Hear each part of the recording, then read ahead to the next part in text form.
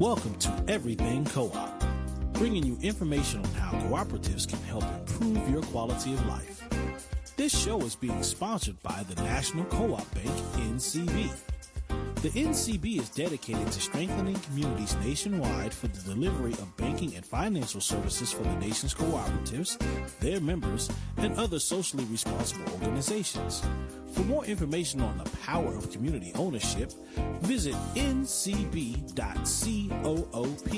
That's ncb.coop. Now stay tuned for your host, Vernon Oakes. Good morning, everybody. This is Vernon Oakes. You know, we've had a great 2015, and this is our last show for this year. This is the last day of this year, and we have two great guests on the show with us this morning. We have Janelle Cornwell and Michael Johnson, who are authors of a new book out on building power. That's building cooperative power. And this is an interesting book, and we want to talk about it today. Good morning. Good morning. How are you two this morning? Great. How are you? Fantastic. Janelle, I hear you well. Mike, are you on? Yeah, I'm here. Can you hear me? Yeah, I can now. Okay. Listen, where do you guys want to start? Because we can talk about the benefits of co-ops and worker cooperatives, and we can talk about the cooperative economics and how this knowledge about co-ops is not known, and you call it invisible. Where would you like to start at? What do you want people to understand about this book and about co-ops? Well, I think the best place to start is from the perspective that the book is based on a model developed by the Valley Alliance of Worker Cooperatives in Western Massachusetts for regional cooperative economic development. We did a presentation in D.C. About 3 weeks ago, and they set up 30 chairs, and it ended up with almost 60 people there, and 3 or 4 of them had to sit in the hallway. So there's a very strong interest, it seems, in this business of regional economic development in D.C. So that would be the best place for us to focus. And I missed it that night. I had a conflict. I had three different things to do that night, so I missed it, and I'm sorry that I did. But I'm glad that a lot of people came out to hear about it. So talk to us about this Valley Alliance. What is that? Connecticut River Valley Alliance. What is that? That is an alliance of worker cooperatives, and the way in which they structured their alliance is very much the same way that a worker cooperative is structured. That is that each worker co-op that's a member of the alliance is one member, and they have one vote. And this is an essential part of the model that they've developed in the Valley. Some of the regional alliance of worker co-ops are developer led rather than worker co-op led. So this is a very distinctive characteristic of the VOC model. So once they had got that established, they started reaching out to credit unions and food cooperatives, and from there they developed the Valley Alliance Business Corporation, and they are now collectively approaching the development of regional economics in that area. And, of course, one of the major objectives is to address this problem that cooperatives simply aren't that visible. And this is where Janelle has done a lot of work. She did a lot of the writing, particularly around this whole issue of visibility and invisibility. Okay, so we're going to stay first then with this worker cooperatives, this alliance in the Connecticut River Valley. So where is the Connecticut River Valley? So I know it's in Connecticut, but what else can we tell our listeners where you're located? It extends from southern Vermont to northern Connecticut through Massachusetts. So it's along the Connecticut River there. The Valley Alliance of Worker Co-ops has a few members in western Massachusetts, which is really the central hub, and then there's one member in southern Vermont. And there used to be a member in northern Connecticut, but they have since then closed their doors, but they're in conversation with cooperatives in Connecticut as well. Okay. So that's where it is, along the Connecticut River. Okay. That's the Connecticut River Valley. All right. Yeah. Okay. So let's go back to, what is a worker cooperative? Good question. It's a business that is owned by the people who work there, owned and managed by the people who work there. So what I normally say is any kind of business can be a cooperative. If the employees own and control it, then it's a worker co-op. Exactly. Okay. Yeah. Mm-hmm. Except, Vernon, I would make a distinction. One of the unique features of the worker cooperative business is there are no employers and there are no employees. There's just worker owners. So it's a really changing. It's a big mind shift in terms of how you see yourself as a economic agent. No employers, no bosses, or no employees. Mm-hmm. Worker owners. Okay, that's new for me too. Okay. No employees and no employers. Right. But the people that work in the business own and control it. Yeah. And each person has what you talked about, which is the second rule of cooperatives. They democratically control. Each member has one share, one vote. Exactly. Okay. So you don't get people with a lot of power over one person with a lot of power. Right. Okay.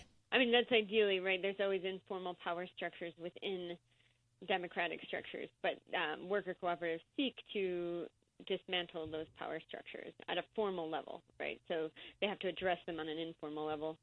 So, okay, so you have the worker cooperatives, and they come together to make this alliance. How many worker cooperatives or how many cooperatives started it? Well, at the very beginning, they didn't know. It was a group of about 3 or 4 worker co-ops, and they didn't know what other worker cooperatives existed in the region. It was a few people, members of worker co-ops, who met at a conference. And they got together, they talked, and they were like, what can we do together? We really appreciate and feel empowered by our businesses. How can we work together to improve our businesses together and to expand this model? Mm-hmm. And so part of the work in the beginning was just figuring out what kind of worker co-ops were in this region that they could work with. And what they found out after over the course of about a year and a half, was that there were about 14, or actually at the time, 12 cooperative businesses, worker cooperatives in the region. And since then, not all of the cooperatives are members, but the Valley Alliance of Worker Co-ops has actually engaged with and facilitated the conversion of regular, traditionally owned businesses to worker co-ops. I think that they've converted 4 businesses. Fantastic. Yeah, it's a good record. Okay. For example, there was a alternative health business in Brattleboro, and the owner wanted to retire. And then the independent health people who contracted and worked there came together and with Fox Health converted it into a worker cooperative. So, and they now own and operate the business. Yeah, I have a property management business. I manage apartments, condos, and co-ops, and I brought this idea to the employees. There's only 5 employees and myself. That they could become a worker cooperative. And we've been working now 9 months doing training to see about doing this transition. It's not easy. It's not easy at all. In that people have to change its mindset from an employee to an owner. Mm-hmm. And I have to change the mindset from an employer to a participative owner. Yeah. Okay. No, it's and that's one of the this movement is developing and expanding a lot over the last 4 or 5 years, and that's going to be one of the major tasks of cooperative education is to help people develop the worker owner culture within the various firms, and it's as you said, it's a whole shift in mindset. Well, in managing, how I learned about co-ops, because it is very much invisible, how I learned about co-ops was I started managing housing co-ops. And I really enjoy the everyday people struggle with the issues.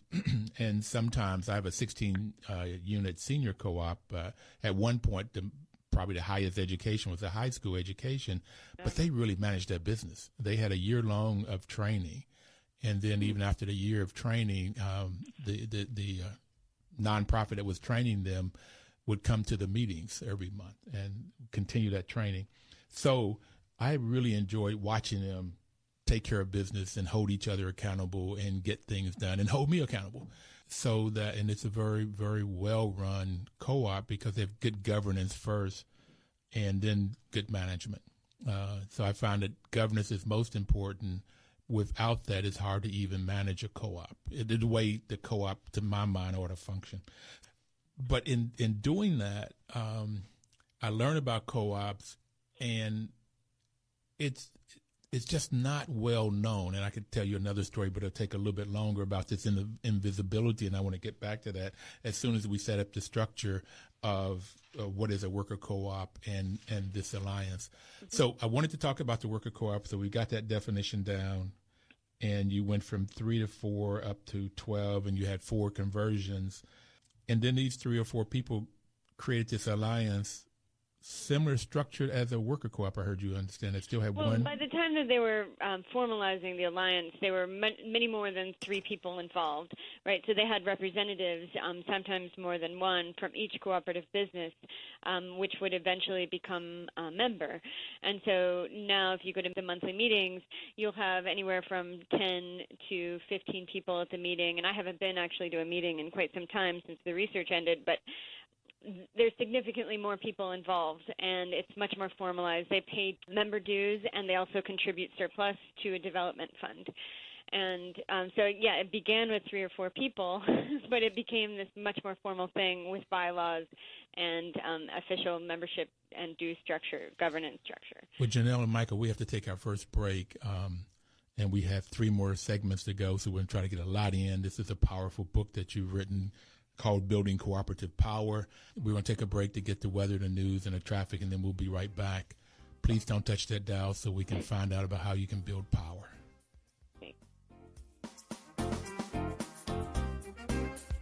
1450 WOL.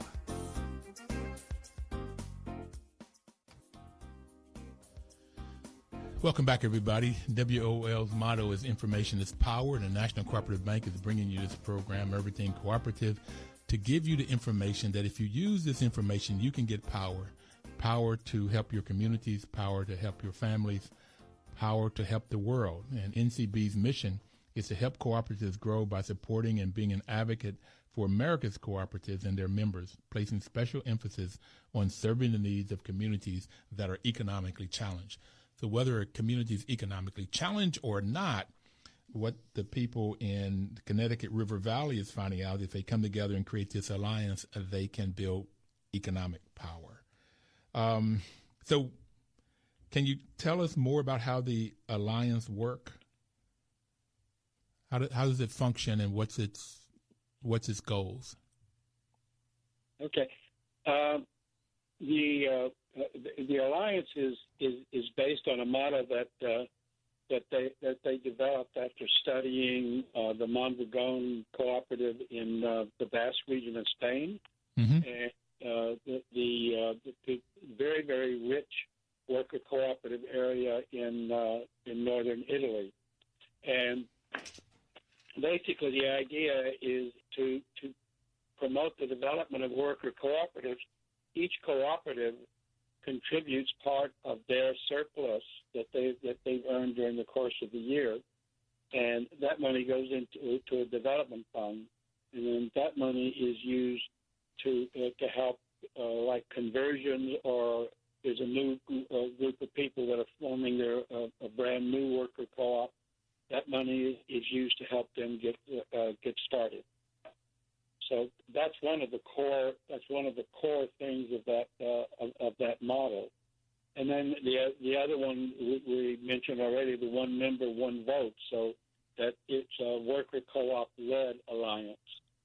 And then a third element in the model is to connect regionally with the various other kinds of cooperatives, credit unions, food cooperatives, and even producer cooperatives like the ones that get together with farm products.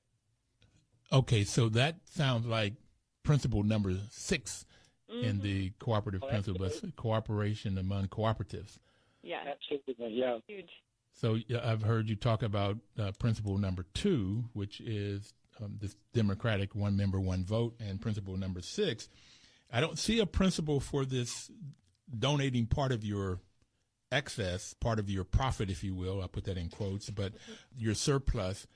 I don't think there's a principle. We might want to create a number 8 principle here of how you can help this model grow by people coming together and putting money in. Okay, I did not know that about Mondragon. I've had people on the show that talks about Mondragon, and I want to go there one day and see how this thing works, particularly when this preacher rides into town on a bicycle and tell people about about the worker cooperative and I thought, what is there? I forgot how many, 70,000 employees and 110 businesses, or the numbers are not right, but it's huge in this region. It's something like 85,000 worker cooperators, members. That's what you okay. Like 100 employees. Yeah, it's great. And they have a university and a bank. Yeah. So good. Okay. Awesome. Okay. So you're modeling after them, and people are pooling their money together to help either new co-ops or convert existing businesses to co-ops. VOC has also borrowed from co-ops in Italy, especially northern Italy, where the cooperatives got pretty big and actually influenced government to say that in order to be a cooperative, you have to contribute 3% of your profit or your surplus to a cooperative development association. And so they have this law in place as in order to be a co-op in Italy, considered a co-op, you have to do that. And so the difference between the Mondragon cooperatives and the cooperatives in Italy is the Italian cooperatives tend to be much smaller, they're more diverse, and they're not as sort of hierarchically structured in terms of their association. The Mondragon cooperatives, it's very centralized, right? Mm-hmm. And so they've borrowed, the VOC Alliance here in western New England has borrowed from the Italian cooperatives as well. Okay. Yeah. And I think the idea of co-op coming together to invest in a development fund is very much with the 6th principle.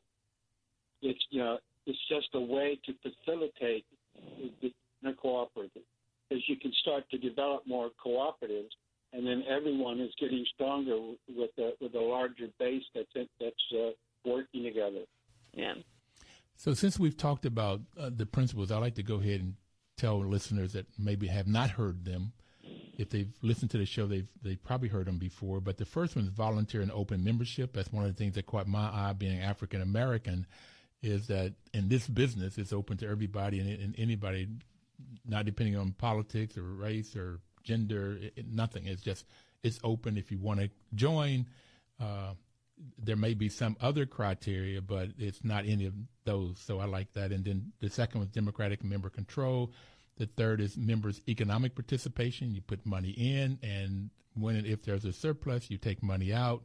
But the other part of it is autonomous and independence is the fourth one, and that the members decide how much of the surplus will stay in the business and how much will go to forming other businesses or how much will go to the members. That's exactly important, yeah. Yeah, and the fifth one is education, training, and information. This was the number one reason I liked and love now cooperatives is this thing of education, training, and information. And I've gone to different workshops, just like you said, this group started forming at a workshop, there's 3 or 4, but I really like the way people share data, share information. They don't sort of hold on to it like this is critical knowledge, and if I give it away, somehow I'm going to give away my customers or something. People share easily in the cooperative world. And the sixth one, we've talked about cooperation among cooperatives. And the seventh one I like a lot is concern for community. It says a co-op could have a vice president of social responsibility or a group of social responsibility, but it's built into the DNA of a co-op with this seventh principle, really concerned for the community and how the community functions and how the business can impact that community. So how did you guys get involved in co-ops, by the way? Okay. Go ahead, Janelle. No, go ahead. Michael. Right. Okay. So I belong to a different kind of cooperative. It's not technically called that. It's an intentional community in Staten Island, New York. And an intentional community is people living and working together, and it's their intent to do that together, and to develop kind of a sense of family, but self-selected family. And we had done a lot of work on creating cooperative culture, and we started back in 1980, and we're still working at it because it's not an easy thing to do. Mm-hmm. And we had learned a lot, and I wanted to see how this might, extend out into the larger political arena. And I got connected with some of the Valley Alliance people at a conference in Asheville, North Carolina, and then asked if it was okay if it would come up to do research because I wanted to interview. So I was, over a period of about 3 years, I was interviewing people, about 40 people altogether, current worker cooperatives and people who had been in the 70s. And then, Janelle was doing her thing, and then someone came up with the idea, well, why don't you guys pull all of this together and the evolution of VOC and write a book about all of this? And so there was about 4 or 5 of us that got started on it. And that's how I was part of it. So, Janelle, how'd you get involved? Yeah, it was in the context of a graduate program at the University of Massachusetts. One of the early VOC organizers had a professor in college, and she introduced me. She was my advisor. She introduced me to him and to the movement, and so I began going to meetings really early on and absolutely just being most interested among the things that I was looking at in college, being most interested in the worker co-ops and thinking, well, geez, halfway through I wanted to stop college and just begin a worker co-op because it made so much more sense. So. Well, I tell you, Janelle, I really wish I had learned this in college. Yeah. I really do. Yeah, I think many, many, many more people should in high school. Well, let's go to grade school. I did talk to Michael Bell, who is on NCBA, and both of his parents were in credit unions. And he said at the age of 11 he could help people fill out their loan forms. Wow. So I called him a co-op baby and said, okay, that would have even been better to get it that early. Right. But this co-op world, and we got to take our next break. I really want to talk about this in invisible part that's not known. And that's why NCB helped to sponsor this program. Just want people to know about co-ops and the benefits of them. But we're going to take another break to get the news and the weather and everything, and then we'll be right back to. I want to get into this invisible. We'll be right back. Please don't touch your dial. Okay.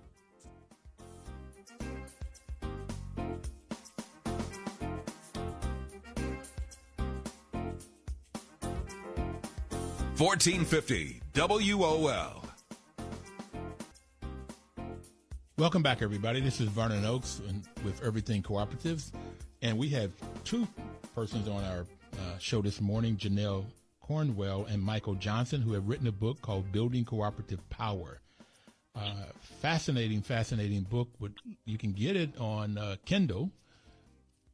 I was out of town this week, and so I went on Kindle and bought it so I could do some reading up on it because I left my copy here. Poor planning, but it only costs $10 on Kindle, so that's one way of getting this powerful book, a lot of information. And let me set this up for you on this invisible end of this co-op. I told you I found about co-ops by managing them, of housing co-ops. So I joined an organization called the National Association of Housing Co-ops, and I was in this committee called Development and Preservation of Housing Co-ops.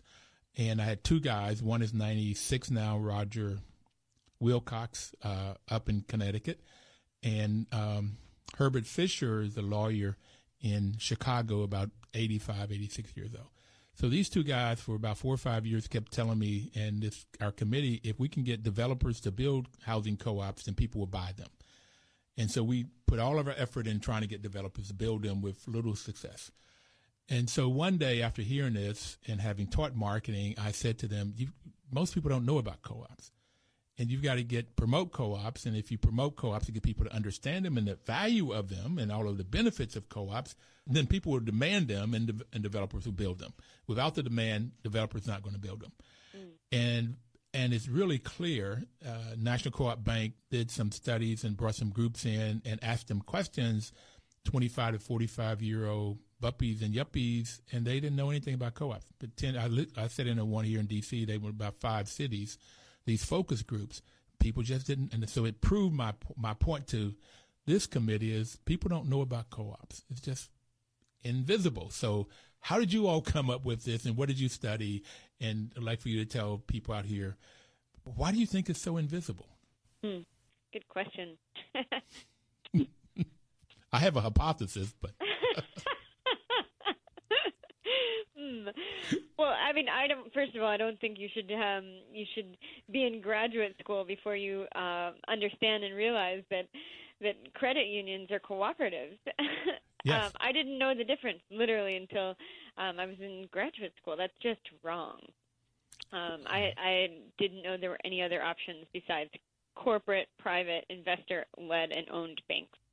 So, I mean, there are many theories, but I think one of the consequences of invisibility is that we don't understand our own power. When we're using our dollars to spend money, those dollars can go to wherever. If you don't know the difference between a cooperative bank, for example, and credit union on the other side, then if you don't know the difference, then you're not going to make an informed choice, right? If you're going to start a business and you don't know what a worker co-op is, it's not going to enter your mind as an option.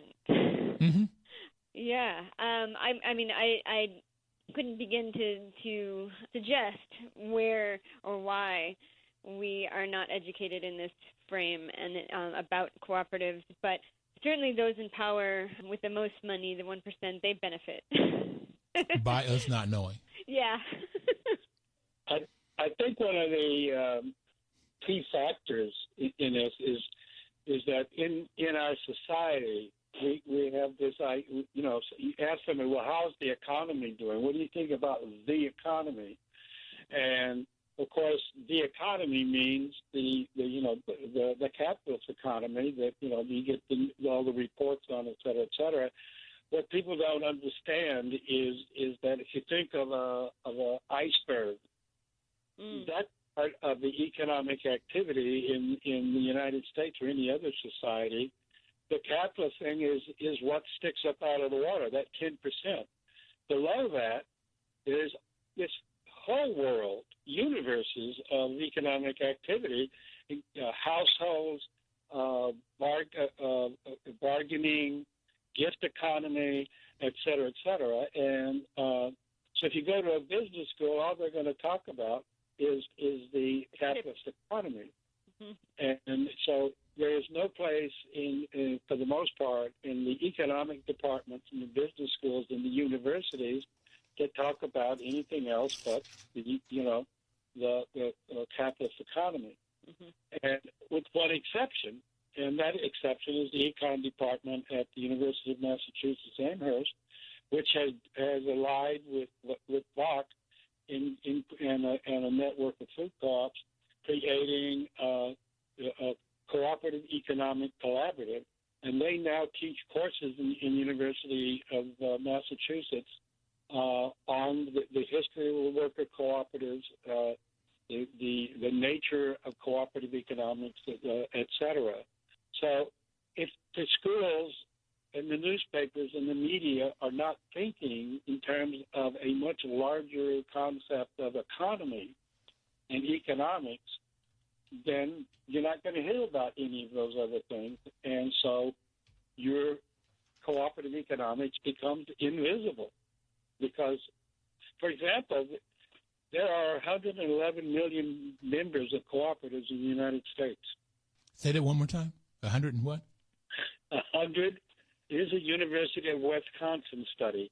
111 million, and there's about something like 46 million people who have investments in the stock market. Now, you would think somehow that would all be visible, but it isn't. And the consequences of that invisibility is major, because you don't know different options. That's what you were describing, Vernon, was that you're trying to sell the idea of housing co-ops, and you can't do it because the people you're talking to don't even have a picture and never heard of cooperatives. And that's in D.C. I found out that we produced a cooperative model in different ways because no one knows about it, because it's not presented in the normal course of media or college education or high school. No, and that's real sad. And my hypothesis, and Janelle was hitting on it, my hypothesis was the 1%ers, the people that have a lot of money, the billionaires, they don't want people to know about this model, this cooperative model, because it's in their total benefit to have the business schools and the law schools to only talk about this capitalistic model. Now, I got my MBA at Stanford University, and I like Stanford a lot. But when I look at what they teach, every decision was talked about with return on investment. Mm-hmm. Okay, what's the ROI? What's the return on investment? And so that the total focus was, what's the benefit to the shareholders? Mm-hmm. Okay, and the shareholder most likely did not live in the community, did not work in the community. They may even been out of the country. But you're looking at what's the best benefit for those people. Then that's the people that had capital, not the everyday person like I was talking about that live in these housing co-ops and these low income housing co-ops. It's not like what's the benefit for everyday people. That's not what it was about. Or what's the benefit for the employees? Okay, no, those were not the issues. And I only really got the distinct contrast when we started talking about co-ops, what that total difference is. So yeah, and how do we change that? So my hypothesis is there are people would call co-ops, this is what they told me, these two older gentlemen, they called it socialism or communism. They put all of these terms on this, and it's the most democratic institution that I have seen because of its one member, one vote. You don't have all of its power that we see in our own system with how you can buy elections with these super PACs. You don't have that. Have a level playing field. Love it. Okay. I think there's a lot to your hypothesis, but there's also another very powerful factor that I believe. I worked in a public school district in Texas, and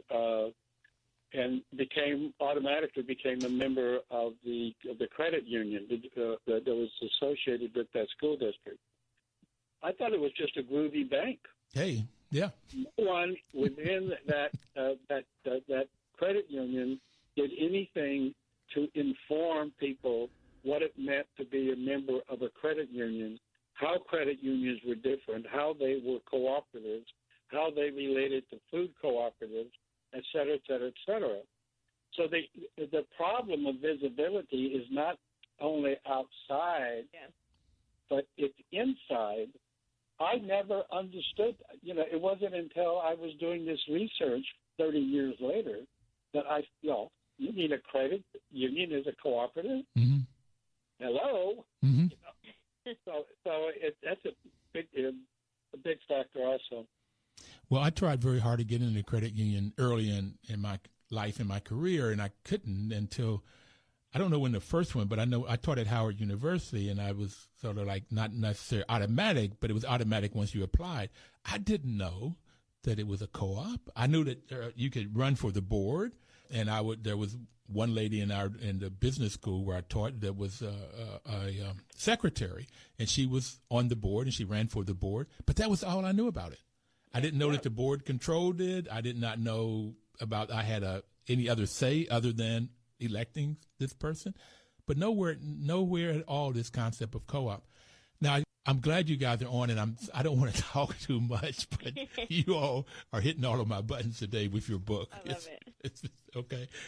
Curtin, I just want to jump in real quick. Go ahead. And say there's a third co-author who couldn't be here.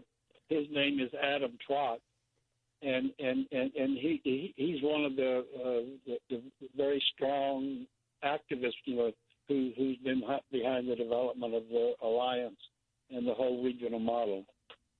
He's a staff member of the Valley Alliance of Worker Co-ops and also a Collective Copies member. Okay, and you spell it Trott, Adam. Yep. That's right. Okay. That's right.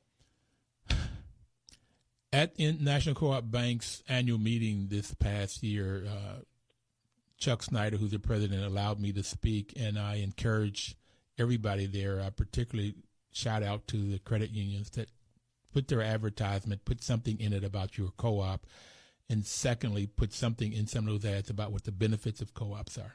We haven't won that fight yet. Okay? We haven't won that battle. But it's all of the big ones. How we can get this message out. Now, NCBA CLUSA is having their 100th year anniversary this year, in 16. And so they're going to lay out a spread of advertisement out this whole year looking at specific segments of co-ops. And so maybe we can get you guys and we can work together to try to get this knowledge out about co-ops. Would love to. Now, what are some of the consequences of its invisibility? You mentioned one of them is you don't have informed choice. Mm-hmm. What are some of the other consequences? Well, one of the consequences is for management of cooperatives themselves. Where can they go to find education? As you mentioned, you got a degree in business from Stanford, right? Yeah. And you didn't learn, so you're a top manager. You didn't learn about cooperatives. So if a cooperative wants to hire a manager, where do they look for a pool of qualified candidates who know about management in cooperatives? So that's a big problem and a big consequence in terms of cooperative management. Yes. And I'm looking here, it's hard to get money to invest in co-ops. So. Yes, totally. Because if people don't know them, they're not going to put their money in them. Right. And this fourth consequence that we've listed in the sixth chapter of the book is isolation of co-ops by sector, and that's addressing that 6 cooperative principles, right? If cooperatives can't see each other, they're going to be isolated and therefore less strong. They won't be as powerful on their own as they could be together, right? Mm-hmm. And that's a huge consequence. So if you have a huge cooperative sector like the federal credit unions and the smaller credit unions not identifying as cooperatives, they may be collaborating with each other, but they're missing out on collaborating with these other giant and smaller sectors of cooperatives. We'll be right back, guys. We only have one more segment to go, but we'll be right back to talk more about building cooperative power. 1450 WOL. Information is power. Good morning, everybody. This is Vernon Oakes on Everything Cooperative. Information is power. We've talking about worker cooperatives, and we said if it's controlled, if the business is owned and controlled by the people that work there. Okay, I'm changing, Michael. The people that work are called worker owners. They're not employers and they're not employees. They own the business. There's the other type which we've been talking about, and that's consumer cooperatives, and that's if the people that own and control the business use the products or services like credit unions and housing co-ops. And we had on the show one day one of the board members from a health clinic, that the patients owned it. And that creates a whole different dynamics in the business when the focus is on patients and not on, return on investment. Okay, Mike and Janelle, you mentioned the politics, and I'd just like to change the conversation a little bit to talk about politics, local and regional, and if you all would maybe want to talk about who you think would be the best president for cooperatives. I don't want to put you on a spot or anything, but we can start local. How's it going? What do you have to do locally? You talked about in Italy, they changed the law that if you're going to be a cooperative, you have to put 3% in so that you can help develop other co-ops, which would be great. I mean, but some of the laws, I know some of the laws in different places is housing co-ops. It's hard to get them in because the laws don't call for them. So what do you think politically we need to do to try to get this not to be so invisible?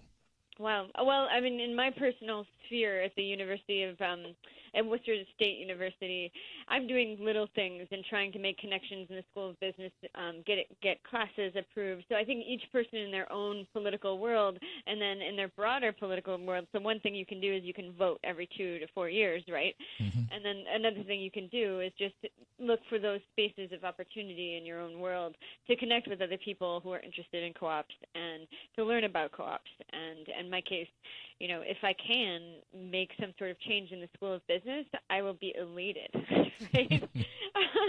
It'll be like a little mini revolution.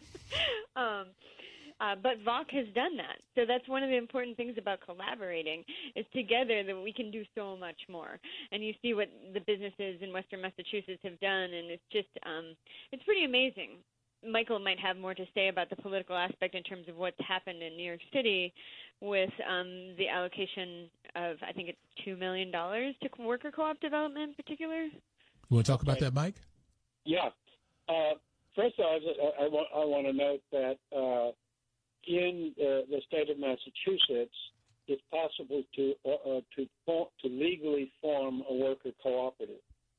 So the government has been brought in, and this was done by the movement to bring them in to set up a special category called a worker cooperative. I don't think there's any other state in the country that has that. So politically, that is one way in which the cooperative movement can serve itself. In New York City, I think the story in New York City suggests, you know, the complications involved in getting the government involved with in regards to money. The New York City Council is putting in $2 to $3 million a year over last year and this year in helping to develop worker cooperatives. But it was done in a framework that was called job development. So you're already in a different framework than the cooperative framework when you're starting to deal with getting those kinds of resources. And because where the movement is so starved for money, that when you start getting this kind of money, you know, it's like you want to be very careful about how dependent you get on it. You're in tricky waters already because, like, for example, in New York City, the woman who initiated this city council support for worker cooperatives had to resign. So she's not there anymore. And I don't know how that's all going to play out, but it is like, you know, you're in that river, you know, that has very, very intense negotiations going on all the time, many levels of complexity. And so it's not all, it's a bed of roses, you know, and the thorns, you know, are going with that. So it's a very tricky thing. Overall, I think the most important thing to do is to build a very cohesive movement of all the cooperatives and all of the alternative forms of economics, land grants, intentional communities, ESOPs, et cetera, and to develop a very cohesive, solid, stable, growing movement is I think the ground floor of any way to operate in the larger political world for our movement. Yeah, New York has got that money, and in Madison, Wisconsin, they put up $1 million a year for 5 years to create worker cooperatives. So right. This community wealth building, the Democratic Collaborative here in Maryland has just brought out a book on community wealth building, and they've looked at 20 cities that are building wealth through cooperatives. I didn't go back to look if the Connecticut River Valley was a part of it. I'm pretty sure it was not. It may have been a city up that way that was in this book.